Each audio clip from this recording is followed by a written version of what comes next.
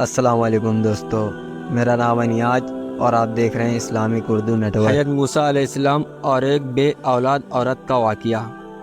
حضرت موسیٰ علیہ السلام اللہ تعالیٰ کے بہت ہی بہادر اور حضرت موسیٰ علیہ السلام کو کلیم اللہ کا لقب دیا گیا۔ اس لقب کی وجہ یہ تھی آپ علیہ السلام اللہ تبارک و تعالیٰ سے باتیں کیا کرتے تھے، اور باتیں کرنے کے لیے ایک مخصوص جگہ کا انتخاب کیا گیا جسے کوہ طور کے نام سے جانا جاتا ہے۔ اللہ تبارک و تعالیٰ سے بات کرنے کا یہ شرف آپ کے علاوہ کسی اور کے پاس نہیں تھا۔ حضرت موسیٰ علیہ السلام معمول کے مطابق اللہ تبارک و تعالیٰ سے ملاقات کے لیے کوہ طور کی طرف جا رہے تھے کہ راستے میں آپ کو ایک عورت نظر آئی جو کہ زور و قطار رو رہی تھی۔ حضرت موسیٰ علیہ السلام کا دل ویسے ہی بہت نرم تھا، تو اس عورت کو دیکھ کر آپ خود بھی غمگین ہو گئے۔ حضرت موسیٰ علیہ السلام سے رہا نہ گیا اور اس عورت سے اس کی پریشانی کا سبب پوچھا۔ اس عورت نے حضرت موسیٰ علیہ السلام سے روتے ہوئے بتایا کہ وہ بے اولاد ہے اور لوگ اسے بے اولاد ہونے کا طعنہ دیتے ہیں۔ اس عورت نے حضرت موسیٰ علیہ السلام سے گزارش کی کہ وہ اللہ تبارک و تعالیٰ سے دریافت کرے کہ اس کو کبھی اولاد ہوگی یا نہیں۔ وہ عورت جانتی تھی کہ حضرت موسیٰ علیہ السلام اللہ تبارک و تعالیٰ سے ہم کلام ہوتے ہیں۔ حضرت موسیٰ علیہ السلام نے اس عورت کو یقین دلایا کہ وہ اللہ تعالیٰ سے اس معاملے کا ذکر ضرور کریں گے، اور اس کے بعد آپ علیہ السلام پھر سے کوہ طور کی طرف روانہ ہو گئے۔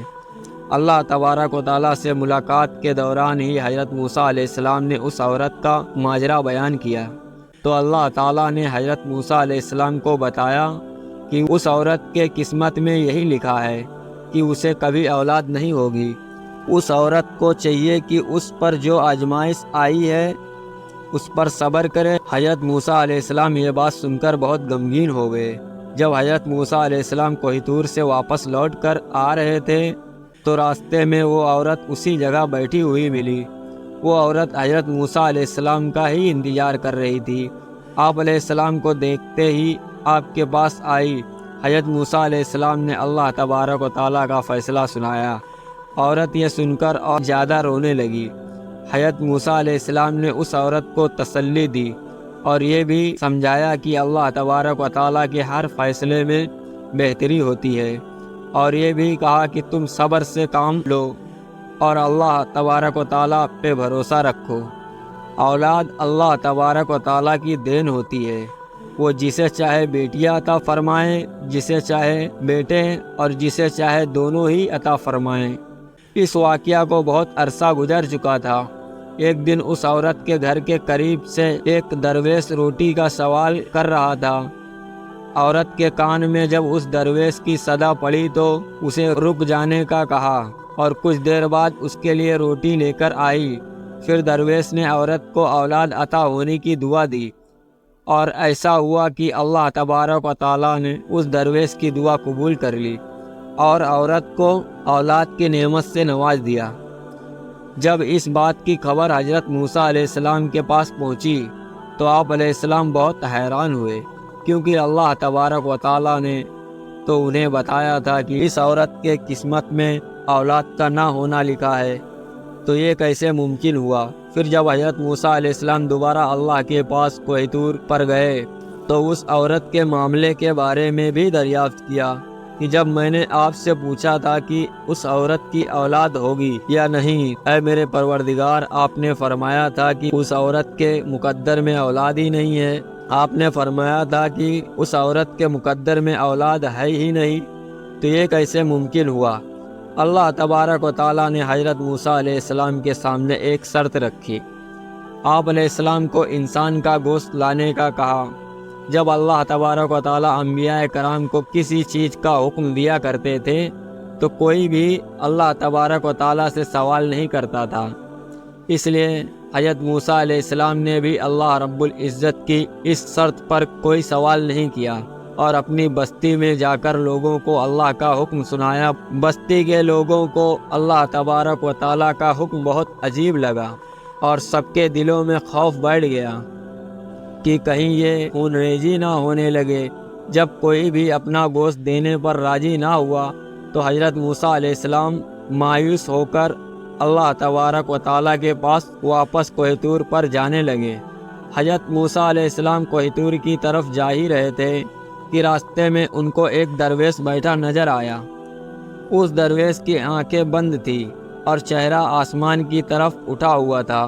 اس درویش کی زبان پر بس اللہ اللہ کا کلمہ جاری تھا۔ حضرت موسیٰ علیہ السلام اس درویش کے پاس گئے اور اسے اللہ تبارک و تعالیٰ کا حکم سنایا۔